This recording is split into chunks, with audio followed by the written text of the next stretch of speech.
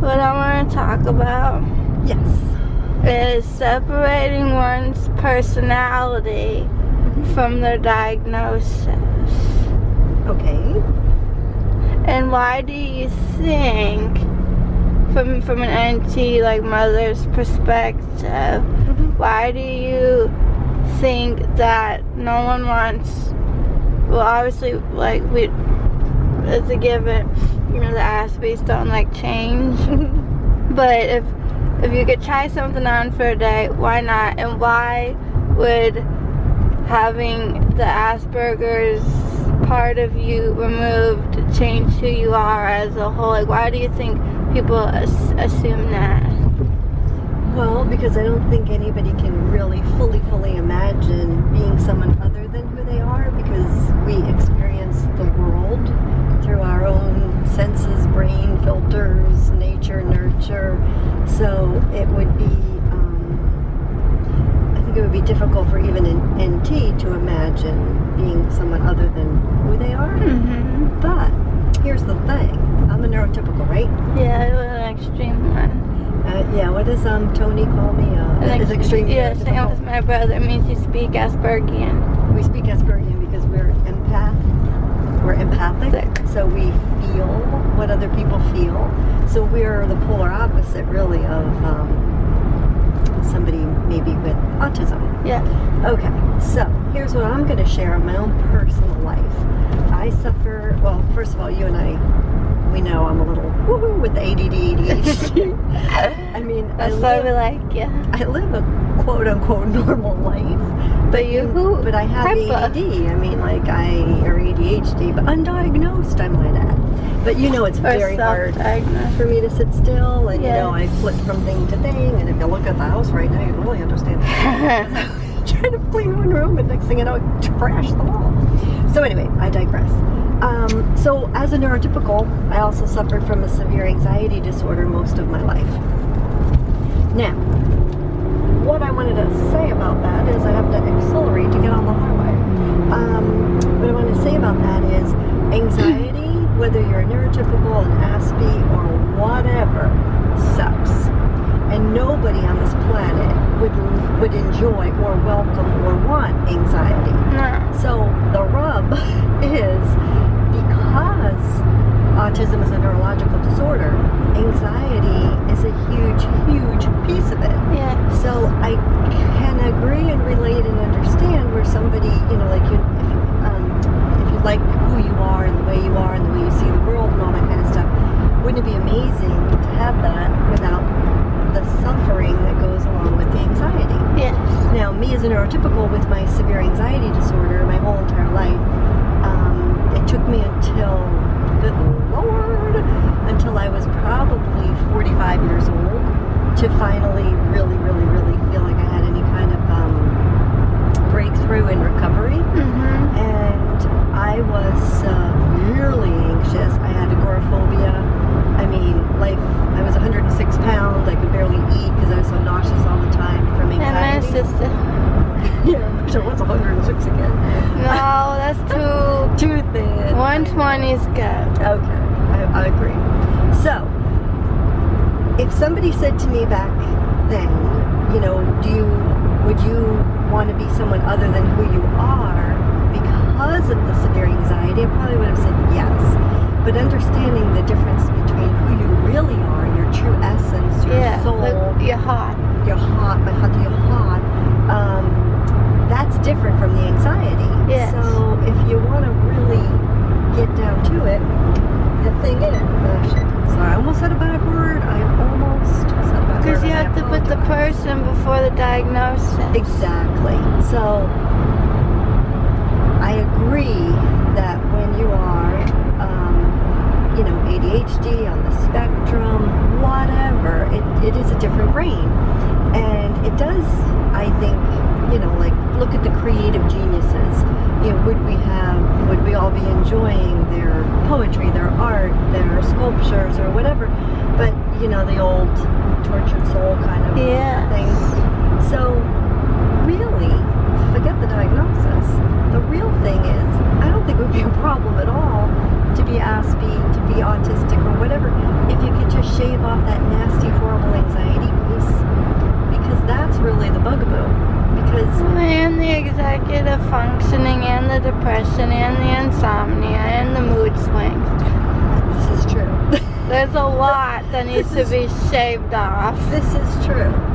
So then, if you look at my life as a neurotypical who grew up with a sister who had Down syndrome and what we now believe to be Asperger's, but back in the day they couldn't diagnose that.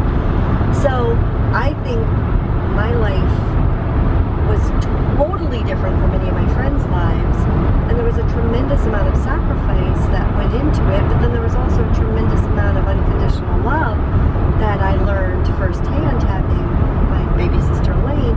So if there wasn't an Elaine, then there probably wouldn't have been me who I am, and then there wouldn't be you who you are, and so on and so forth. So I'm not saying that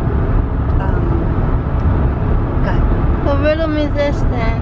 Yeah. So if you take someone with Asperger's, or someone like myself who is a high-functioning Aspie, yes, and you took away the insomnia, anxiety, mood disorders, depression. In other words, all the good parts? Like, and obviously I got a lot of other little intricacies we don't have all day. Yes. If you were able to remove all that, yes, would I really still be an Aspie? I think so, because what you're saying is take away the suffering pieces. The side effects that no one wants. Yeah, so I think you still would see the world the way you see the world as Mallory, but if you didn't suffer so much. I mean, let me ask you this question. Do you think that your own personal suffering on this planet has made you more of an empathic person? Or do you think that your Well, yes, I think, because the thing I struggle with is I think that my struggles and whatnot,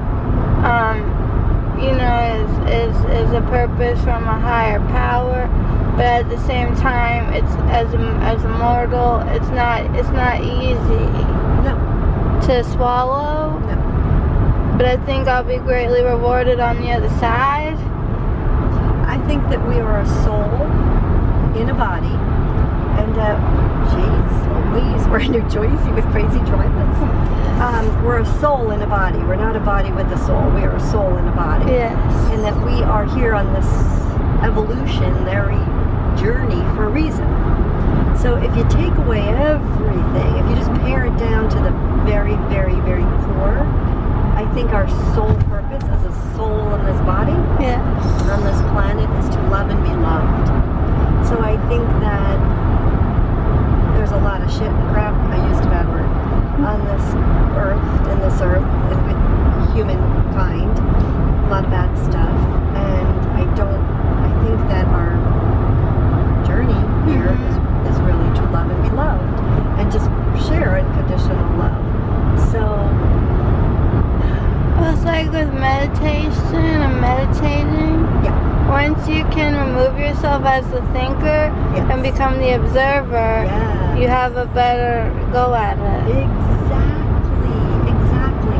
So what I was going to get at, and you kind of pushed me there sooner, is people that are born into this planet with any kind of disability, anything, diabetes, like anything, blindness, deaf, all right, so there is pain and suffering that exists on this earth, and I do think that people, I have seen this, it's not the rule, but I have seen people that have a real easy ride of life. They're miserable. Well, no, they don't. They don't know what it's like. They don't find God.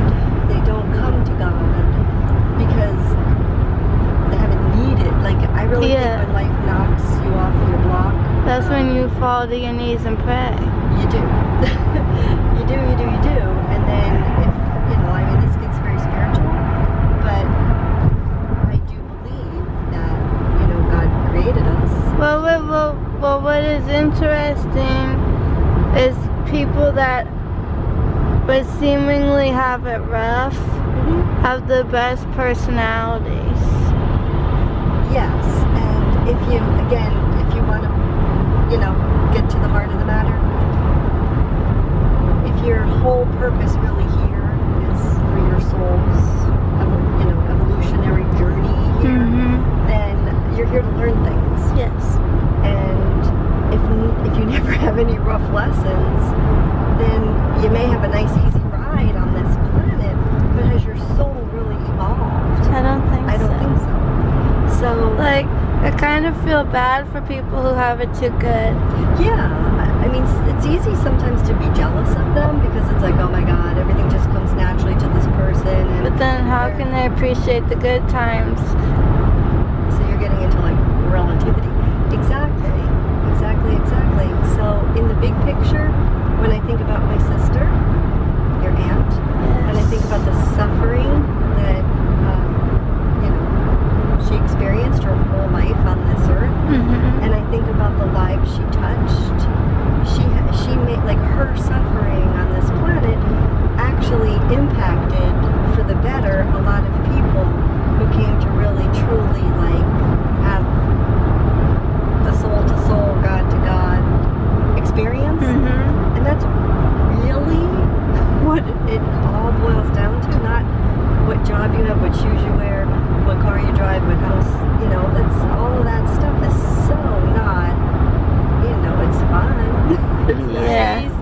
And I'm not saying you shouldn't have it or anything like that, but it's not the meat and potatoes in here. So if you think in terms of suffering, I don't know how you can be on this earth and escape suffering. I really No, don't. you can't. And suffering isn't all bad because it does shave off if you do take the spiritual journey and not decide to go be a the dark side, or an alcoholic or something. Like if you go to God instead of the bottle, you can really, really, really evolve into a higher being and a more conscious person and contribute more to the consciousness of the earth and impact other people's lives. I mean, that's what really, really makes you feel good on the inside when you can do that. So it's interesting that the autism thing is growing. Rate of autism is growing like crazy, insane. And then we have all this artificial intelligence that's taking over. Instead of, if you think about it, in the olden days, we would pick up the phone and call our friends or go see them in person. Yeah, ring the doorbell. Face to face, we talked voice to voice on the phone, which you could have inflection in your voice, and you can tell when I'm really pissed, and you can tell when I'm really happy, or you can tell if I'm being sarcastic. But in a text, you can't tell any of that stuff. Or in an email, you got your emojis. Once those came in, they help a little picture, bit, but nothing can replace the hot, my hot, your hot. Nothing can replace that. No. So the world is going in a very artificial intelligence way, and people don't want to talk. They just want to text or communicate through their devices. Yeah. So what is that? That's autism.